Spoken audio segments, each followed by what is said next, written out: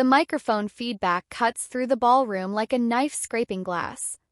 I'm standing on stage next to my brother's new wife, champagne flute raised, when my father's voice booms across 200 guests. "Stop pretending you're part of this family, Lauren." My hand freezes midair. The bubbles in my glass seem to stop moving. Every face in the room turns toward me, then him, then back to me. My father, Richard Pierce, stands at his table with his face flushed red, one finger pointed directly at my chest like he's identifying a criminal in a lineup. "You've embarrassed us enough," he continues, his words slurring just slightly. "Maybe if you weren't such a failure, your mother would still be proud to call you her daughter." Someone gasps. A nervous laugh ripples through the crowd. My brother Colin looks away, his jaw tight. The bride's smile freezes on her face like a mask that's been glued wrong. I don't cry. I won't give him that satisfaction. Instead, I lower my glass slowly, deliberately, and meet his eyes across the room. My fingers grip the stem so hard I can feel the crystal warming under my skin. Inside my chest, something cold and clear clicks into place. A decision I didn't know I was making suddenly becomes the only path forward. He just gave me permission to destroy him. The band starts playing again, too loud and too fast. Guests turn back to their meals, but the whispers follow me like smoke. I walk off the stage with my head high, my heels clicking against the marble floor in a rhythm that sounds like a countdown. My father laughs at something a donor says. He's already moved on, already forgotten. To him, I'm dismissed. Erased. Problem solved with public humiliation. I sit back down at my assigned table in the corner, the one furthest from the family. My hands are shaking, but I fold them in my lap where no one can see. I smile politely at the elderly couple next to me who won't make eye contact. Inside, my mind is racing. Every slight, every dismissal, every time he's made me feel small comes rushing back in a flood. But underneath the anger, there's something else. Something calmer. Colder.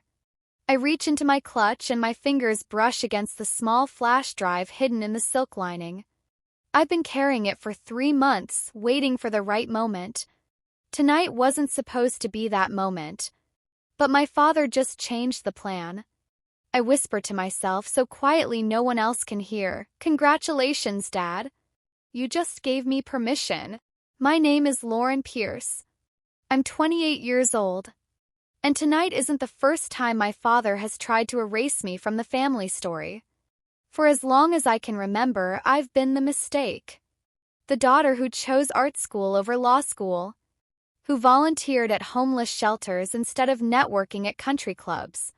Who asked too many questions and believed people mattered more than appearances. My brother Colin is the golden child. He crashed Dad's Mercedes into a fountain at 19, and Dad laughed it off as boys being boys. He dropped out of business school twice, and Dad just paid for a third chance. Colin can do no wrong in my father's eyes. Me? I graduated with honors, worked 3 jobs to avoid asking for money, and still got called the disappointment at every family dinner. When I told Dad I wanted to be an art therapist working with children, he said I was throwing my life away. When I refused to join his real estate company, he stopped introducing me as his daughter at events. At my mother's funeral 5 years ago, he told relatives I was too emotional to handle her death properly, like grief was a character flaw. But none of that compares to what he did after Grandma died. 2 years ago, Grandma Pierce passed away in her sleep. She was 86, sharp as a blade until the very end, and the only person in the family who ever really saw me. She used to say I had her mother's eyes and her father's stubborn heart. The week before she died, she held my hand in her hospital room and whispered, "Lauren, baby, I'm leaving you something. Not money exactly, but something that matters. Don't let him take it from you."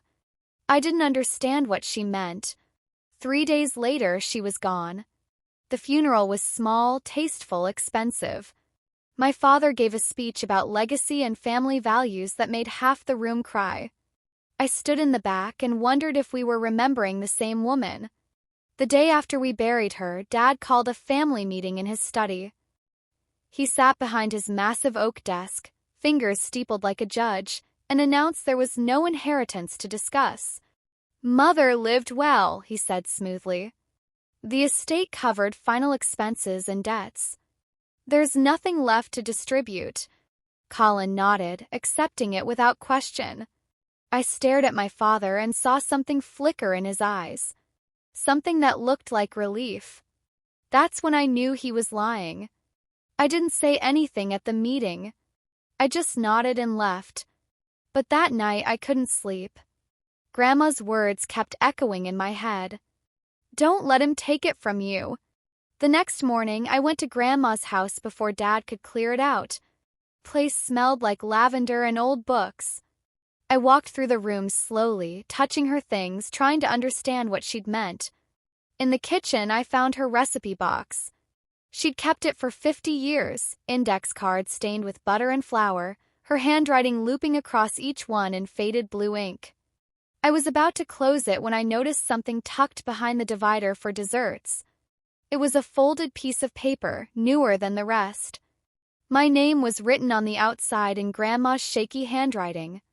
I unfolded it with trembling fingers. "Lauren, my darling girl, if you're reading this, your father has already lied to you. I left $300,000 in a trust designated for the Children's Art Foundation in my name. Richard is the executor. He promised me he'd honor my wishes. If he hasn't, you'll find the proof in the red leather journal in my closet. Don't let him steal what isn't his. You're stronger than you know. Love always, Grandma." My hands were shaking so hard the paper fluttered like a leaf. I ran to her bedroom, threw open the closet, and found the journal exactly where she said it would be. Inside were copies of everything. Bank statements, trust documents, signed agreements with the foundation, notes in Grandma's handwriting tracking every conversation she'd had with my father about the donation. And at the back, a single sentence underlined 3 times. "Richard promised me. But I know my son. So I'm making sure someone else knows too." I spent the next month quietly investigating. I made copies of everything in Grandma's journal and hid them in 3 different places. I contacted the Children's Art Foundation and asked if they'd received any communication about a donation from the Pierce family. They hadn't. Then I started tracking my father's finances, the public ones at least. Real estate purchases, business expenses, political donations. Everything was documented online if you knew where to look. That's when I found it. 2 months after Grandma's death, a large sum, exactly $300,000, had been transferred from the estate account into my father's personal holding company. 3 months later, that same amount appeared under family expenses in the business ledger. I dug deeper. Those family expenses were for Colin's wedding, the venue deposit, catering, the band, the designer flowers, everything. My brother's perfect wedding was being funded by money stolen from our dead grandmother. Money that was supposed to help children learn art the way Grandma had helped me when I was young. I sat in my tiny apartment that night, surrounded by printed bank statements and legal documents, and I made a decision. I wasn't going to confront him. Not yet. I was going to let him think he'd won. I was going to smile and play along and wait for the perfect moment. The next time I saw my father, I hugged him. He looked surprised but pleased. I told him I wanted to help with Colin's wedding, that I wanted to make peace with the family. He actually smiled. "That's my girl. I knew you'd come around eventually." Over the next 6 months, I became the perfect daughter. I showed up to family dinners. I laughed at his jokes. I complimented his business deals. I even helped address wedding invitations, my handwriting careful and neat on each cream envelope. My stepmother, Patricia, watched me with suspicious eyes at first. But even she started to relax when I brought her favorite wine to dinners and asked about her book club. Colin was just relieved. "I'm glad you're not mad anymore," he said once, and I smiled and told him I just wanted him to be happy. Inside, I was counting down. Every dinner was a performance. Every smile was a mask. And the whole time I was making copies, backing up files, and building an unshakable case. My father thought kindness meant I'd given up. But men like him always make that mistake. They think silence is surrender. They're always wrong. 3 weeks before the wedding, I discovered something I hadn't expected. Hidden in Grandma's journal, tucked between 2 pages, was a small USB drive. I plugged it into my laptop with shaking hands. There was only one file on it. A video dated 6 months before Grandma died. I clicked play and her face filled the screen. She was sitting in her favorite chair by the window, afternoon light making her white hair glow. She looked directly into the camera, her eyes sharp and sad. If you're watching this, Lauren, it means my son broke his promise to me. Again. My throat tightened. I leaned closer to the screen. I'm leaving $300,000 to the Children's Art Foundation, she continued, her voice steady. It's in a trust, properly documented, completely legal. Richard is the executor because the lawyer said it was simplest that way. But I made him promise on his mother's grave that he would honor my wishes. She paused, and something like grief crossed her face. But I know my son. I know what greed does to people. So I'm making this video as insurance. Lauren, if the foundation never receives this money, it's because Richard took it for himself. And if he did that, I want you to show this to everyone. I want the world to know what kind of man he really is. She leaned forward, looking straight into the camera, straight at me. You were always the strong one, baby. Don't let him win. The video ended. I sat in the dark, tears streaming down my face, and I finally understood what I had to do. The night before the wedding, there was a rehearsal dinner at the country club. 200 guests, crystal chandeliers, a string quartet playing in the corner. My father stood at the head table, beaming, his arm around Colin's shoulders. To family, he said, raising his glass. To legacy. To the Pierce name. Everyone cheered. I clapped along with them, my smile perfect, my dress expensive, my hair styled exactly how Patricia had suggested. Dad caught my eye across the room and winked like we were sharing a secret. Like I was finally in on the joke. I winked back.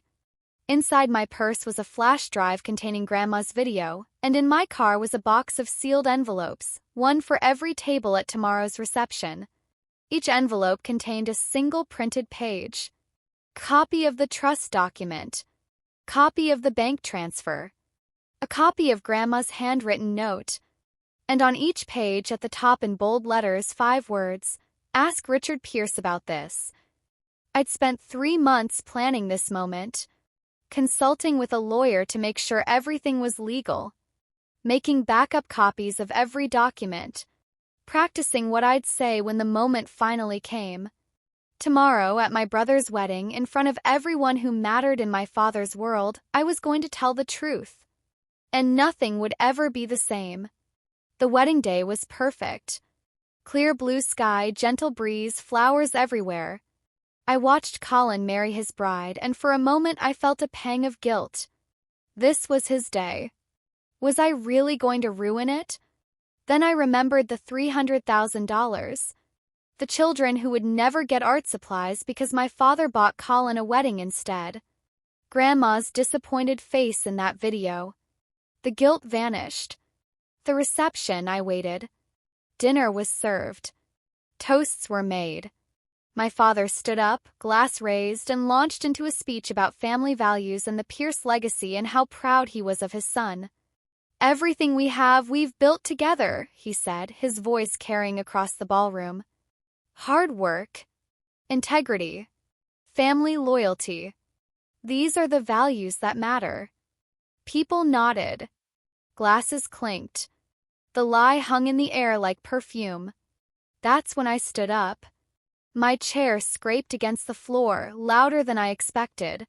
Heads turned. My father paused mid-sentence, his smile faltering for just a second. "Dad," I said, my voice clear and steady. "Can I say something?" He hesitated. The room was watching. He couldn't say no without looking petty. "Of course, sweetheart," he said, though his eyes were cautious. I walked to the microphone, my heels clicking on marble. My heart was hammering, but my hands were steady. I'd practiced this moment 100 times. "I just want to thank Dad," I began, smiling at him. "Because everything we are today, everything we have, is because of the choices he's made." He relaxed slightly, thinking I was praising him. Colin smiled. Trisha looked relieved. "Including," I continued, my smile widening, "the money Grandma left for charity. The $300,000 she wanted to donate to the Children's Art Foundation." "Right, Dad?" The room went silent. You could have heard a pin drop. My father's face went from relaxed to confused to horrified in 3 seconds. "Lauren," he said, his voice tight, "this isn't the time." "I think it's the perfect time," I said. Then I looked at the A/V technician I'd paid $500 to be ready for this exact moment. "Can you play the video, please?" The lights dimmed. The screen behind me, the one that had been showing wedding photos, went black for a moment. Then Grandma's face appeared, larger than life, looking out at 200 shocked guests. "If you're watching this," her voice rang out clearly, "it means my son broke his promise to me." Again. Someone gasped. I heard my father's chair scrape back. "Turn that off," he said, his voice rising. "Turn it off right now." But the A/V tech didn't move. I'd paid him extra to ignore everything except my signals, and I wasn't signaling. Grandma continued speaking, explaining the trust, the money, the promise my father had made. Her voice was calm, sad, but absolutely certain. $300,000, she said on screen, looking directly into the camera. "For children who need art in their lives. Richard promised me on his father's grave that he would make sure it happened." My father was moving now, pushing past tables, trying to reach the tech booth. But Colin's groomsmen, confused but sensing drama, blocked his path without really meaning to. On screen, Grandma's face grew firmer. "If this money never reached the foundation, then my son stole from his own mother. And if he did that, I want everyone to know what kind of man he really is." The video ended. The lights came up. The room was completely silent except for someone crying softly, probably the bride. I pulled out a stack of papers from behind the podium where I'd hidden them earlier. "These are copies of the trust documents," I said, my voice carrying through the stunned silence. "Bank statements showing the transfer from Grandma's estate to Dad's personal account. And receipts showing that same money being used to pay for this wedding." I held up the papers. "Everything here is real. Everything is documented. My father stole $300,000 from his dead mother and used it to throw a party." My father finally reached the stage. His face was purple with rage. "You have no right," he sputtered, grabbing for the microphone. "This is slander. This is." "True," I said simply. I stepped away from him and he nearly fell, reaching for the mic. "Everything I said is true, and you know it." Colin was standing now, looking between me and Dad with horror on his face. "Dad," his voice cracked. "Dad, is she telling the truth?" My father's mouth opened and closed. For the first time in my life, I watched him struggle to find words. The great Richard Pierce, who always had an answer, who always controlled the room, had nothing to say. Patricia stood up slowly. Her face was white. "Richard," she said quietly, but in the silent ballroom her voice carried. "Tell me she's lying." He looked at her. Then at Colin. Then at the 200 guests staring at him like he was a stranger. "It's not," he started, then stopped. "The money was mine to manage. I had every right." "The money was designated for charity," I interrupted. "Grandma's will explicitly stated that. You were the executor, not the beneficiary. You stole from a charity fund, which is illegal. And you used that stolen money to fund your son's wedding so you could look generous." Someone in the crowd said, "Oh my God." Someone else whispered, I donated to his campaign last year. My father's face changed then. The bluster drained out of him, and something cold and dangerous took its place. "You'll regret this," he said quietly, just to me. "I'm your father. You just destroyed your own family." I looked him in the eye. "No," I said just as quietly. "You destroyed it years ago. I'm just making sure everyone else knows." Security, called by someone I never identified, escorted my father out. He went without fighting, his shoulders slumped, his face gray. Patricia followed him, her heels clicking sharply against the floor, her expression unreadable. Colin stood at his own wedding reception, his new wife crying into her bouquet, and stared at me. "Why?" he said. "Why did you do this today?" "Because he called me a disgrace in front of everyone," I said simply. And I decided he was right. I was a disgrace for staying quiet this long. I left the envelopes on the tables anyway. People could read them or not. I'd said everything I needed to say. I walked out of the ballroom with my head high. Behind me, the shocked murmur of 200 voices rose like a wave. Someone was calling the police. Someone else was calling a lawyer. I heard my name repeated over and over in disgust and shock and something that might have been respect. In the parking lot, I sat in my car and my hands finally started shaking. I'd done it. I'd actually done it. There was no going back now. My phone started ringing immediately.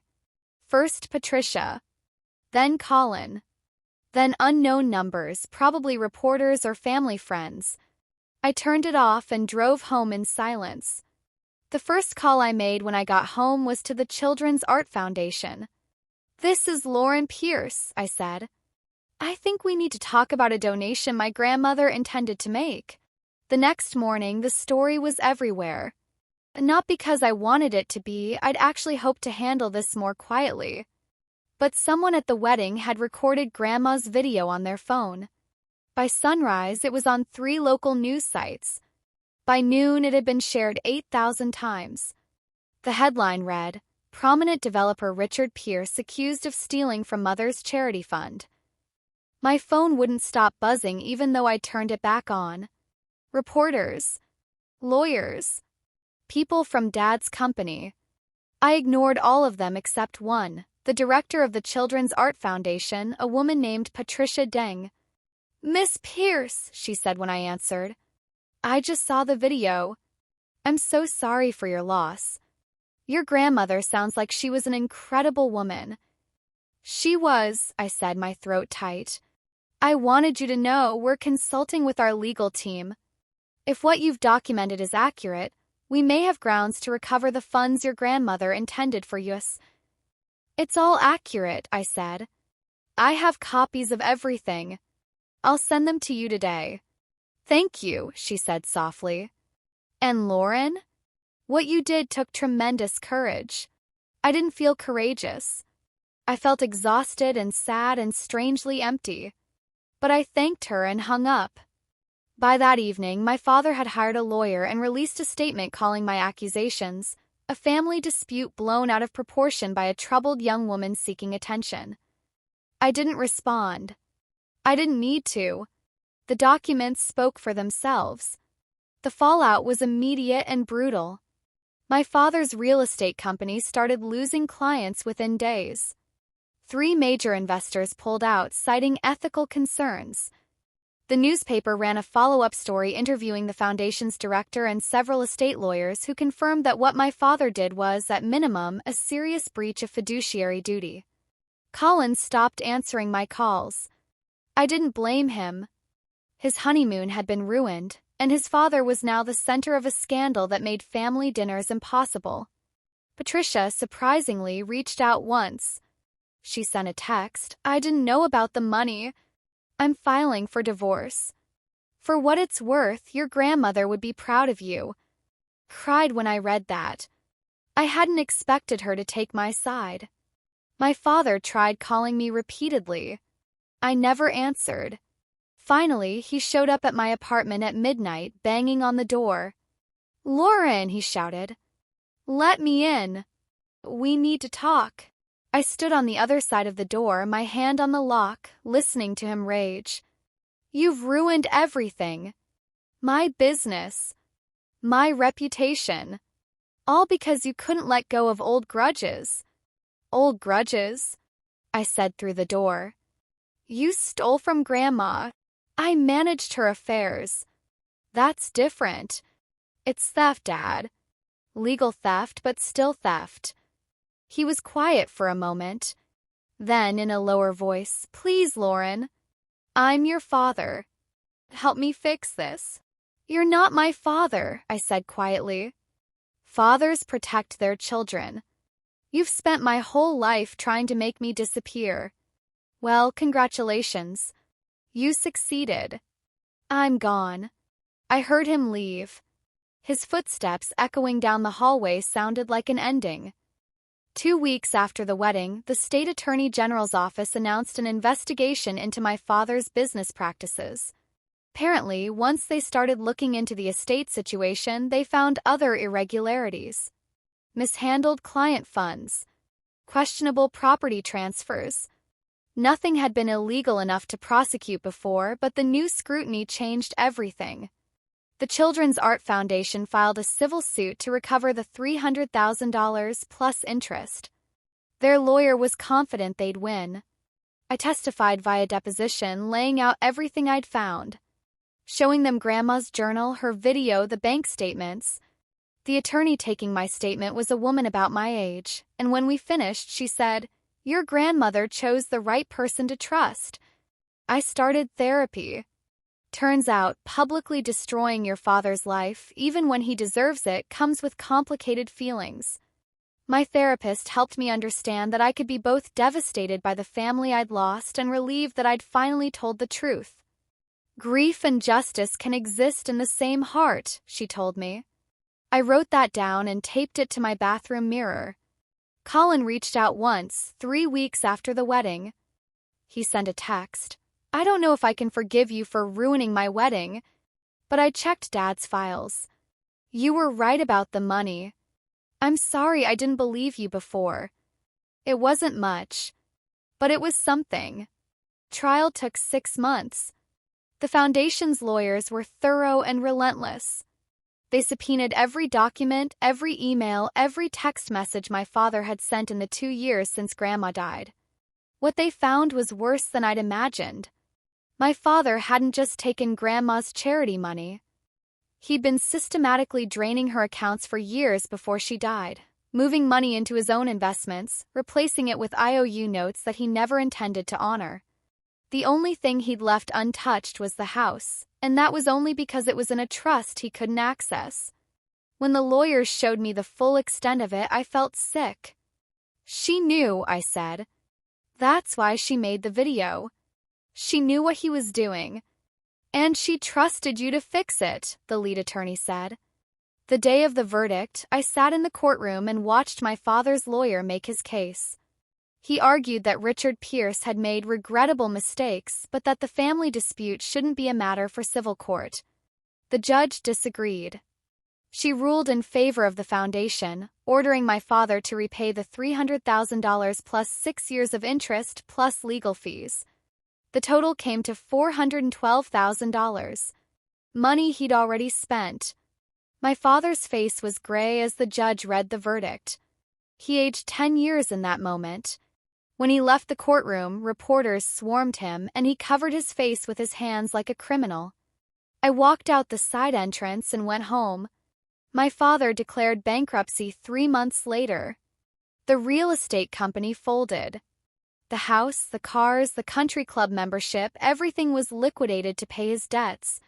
He moved into a small apartment across town, somewhere I'd never been and would never visit. Colin tried to help him at first. But even Colin's patience had limits. Eventually, he stopped answering his calls too. I heard through Patricia, who'd successfully divorced him and kept her own assets separate, that Dad spent most of his time alone now. His friends had vanished. His business associates wouldn't return his calls. Even his political connections, once so solid, had evaporated. He'd built his entire identity on status and reputation. Without them, he was no one. Part of me felt bad. A very small part. The daughter who still remembered him pushing me on the swings when I was 5 before everything went wrong. But mostly, I felt at peace. For the first time in my adult life, I didn't have to pretend. I didn't have to perform. I could just exist. And that was worth more than any relationship with Richard Pierce had ever been. 1 year after the wedding, I received a letter. The handwriting on the envelope was unmistakable, my father's. I almost threw it away without opening it. But curiosity won. I sat at my kitchen table with a cup of tea and carefully slit the envelope open. Inside was a single page, his handwriting shaky and uneven. "Lauren, you destroyed everything I built. My company. My reputation. My family. All because you couldn't forgive me for being a firm father. All because you needed attention. I hope you're satisfied with what you've done. You've ruined your own family for revenge. Your mother would be ashamed of you. Richard." I read it twice. Then I folded it carefully and placed it in a drawer. I didn't respond. There was nothing to say. In his letter, he'd blamed me for everything. He'd taken no responsibility. He'd learned nothing. Some people, I realized, never change. They just get older and angrier and more convinced that the world is against them.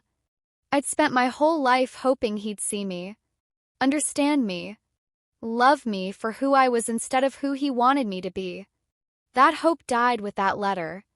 And honestly, it felt like a relief. I could finally let him go. The Children's Art Foundation reopened in a new building 18 months after the verdict. They'd received the money from my father's bankruptcy proceedings, plus additional donations from people who'd heard Grandma's story. The opening gala was on a Saturday in October. I wore a simple blue dress and uncomfortable heels and walked into a building full of children's artwork. There were paintings covering every wall, sculptures made from recycled materials, a mural in the main hallway showing children of every color playing under a rainbow, and in the center of the lobby a bronze plaque. The Margaret Pierce Art Wing, in loving memory of a woman who believed every child deserves beauty in their lives. Below that, in smaller letters, restored by her granddaughter Lauren Pierce. I stood in front of that plaque for a long time, tears streaming down my face. A small girl, maybe 7, came up beside me. "Did you know her?" she asked, pointing at Grandma's name. "Yes," I said, smiling down at her. "She was my grandmother." "She must have been really nice," the girl said. "My teacher says we get to take art classes here for free because of her." "She was the nicest person I ever knew," I told her. The girl smiled and ran back to her friends. I watched her go and felt something in my chest finally loosen. This was what Grandma had wanted. Not revenge. Not punishment. Just this, children learning to create, to express, to find beauty in a sometimes ugly world. Everything else had just been the cost of making it happen. Press wanted a statement. I'd been avoiding them for months, but the foundation's director convinced me it would help with fundraising. So I agreed to one interview with a local reporter who'd been covering the story from the beginning. She was kind, professional, and asked fair questions. When she asked me about my father, I chose my words carefully. "My father taught me what happens when ambition matters more than integrity," I said. "And my grandmother taught me that the truth is worth fighting for, even when it costs you everything." The interview went viral. Not in a huge way, but enough. Enough that the foundation received another wave of donations. Enough that other families dealing with estate fraud reached out for advice. Enough that my father saw it, I'm sure. I didn't care if he did. I wasn't speaking to him anymore. I was speaking to everyone else. That night, he showed up outside the foundation building. I was leaving late after helping hang new artwork, and there he was, standing under a streetlight like a ghost. He looked smaller than I remembered. Older. Worn down. "Lauren," he said as I walked past. "Please, can we talk?" I stopped, turned, looked at him. "About what?" I asked. "About fixing this. About finding a way back." "A way back to what, Dad? To you calling me a disgrace? To you stealing from your own mother? To you teaching me that family means nothing if you can profit from betraying them?" He flinched. "I made mistakes. I know that now. But I'm still your father." "No," I said quietly. "You're the man who was supposed to be my father. There's a difference." I started walking to my car. He called after me. "She would want you to forgive me. Your grandmother was all about forgiveness." I turned back one last time. "Grandma made a video specifically to expose you if you stole from her. Does that sound like forgiveness to you?" He had no answer. I drove away and never looked back. 6 months later, I heard through mutual acquaintances that my father had been arrested. Not for the estate fraud, that was a civil matter. But the Attorney General's investigation had uncovered tax evasion going back a decade. He was facing federal charges. Colin called me when it happened. The first time we'd spoken in over a year. "I just wanted you to know," he said. "In case you heard it from someone else first. How are you doing?" I asked. "I don't know," he admitted.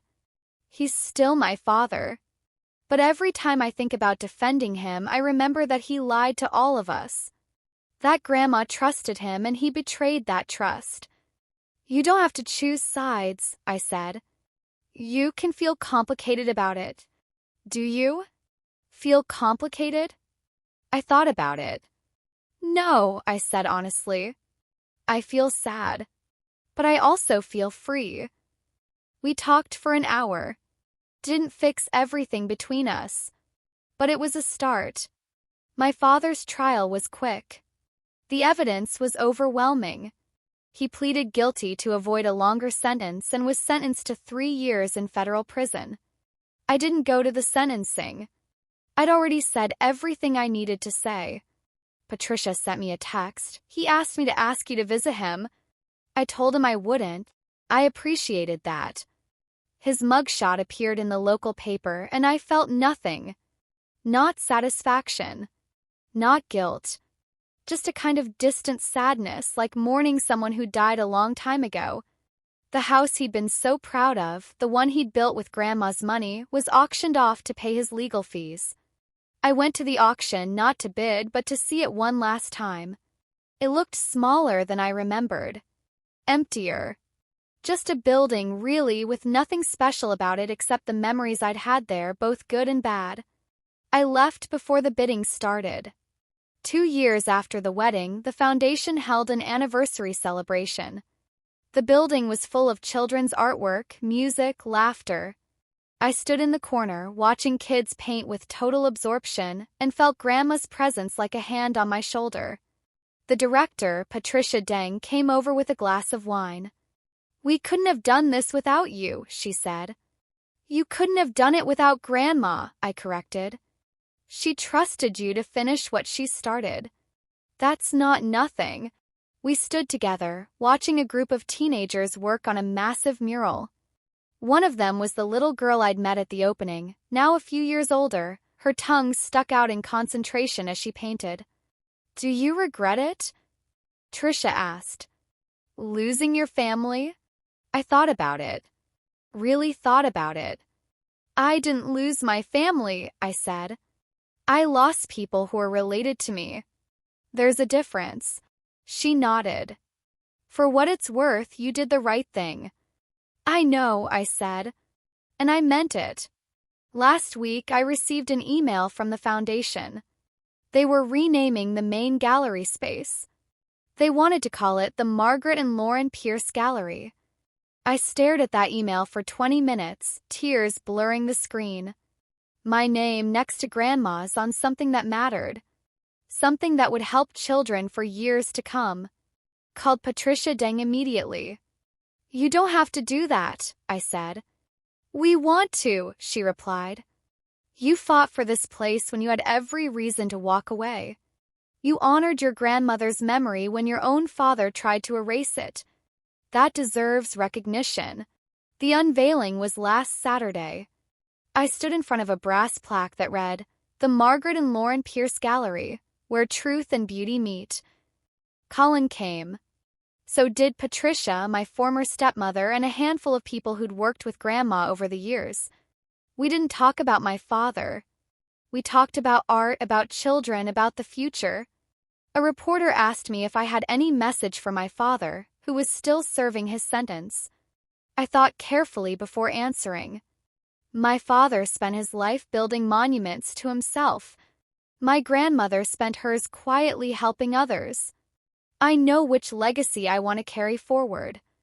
That night, I drove past the old family house. New owners had painted it yellow and planted roses in the front yard. Children's toys scattered across the lawn. It looked happy, lived in, like it had finally found the family it deserved. I didn't feel sad anymore. I didn't feel angry. I just felt grateful that Grandma had trusted me enough to leave me that note in her recipe box.